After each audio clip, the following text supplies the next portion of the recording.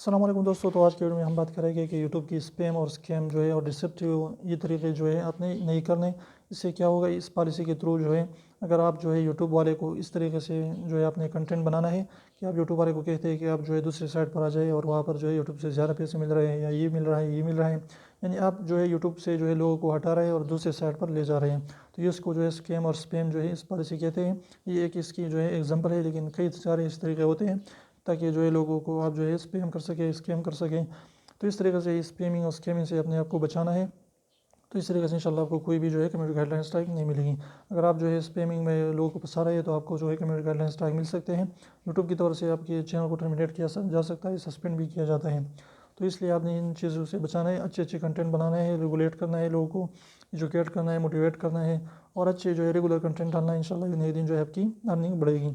तो अगर वीडियो अच्छी लगी तो प्लीज़ वीडियो को लाइक कर दीजिए, चैनल को सब्सक्राइब करना ना भूलें और रेड वाला सब्सक्राइब को ज़रूर दबाएं, बिल्कुल फ्री है, कोई भी एक भी पैसा इसका नहीं लगता।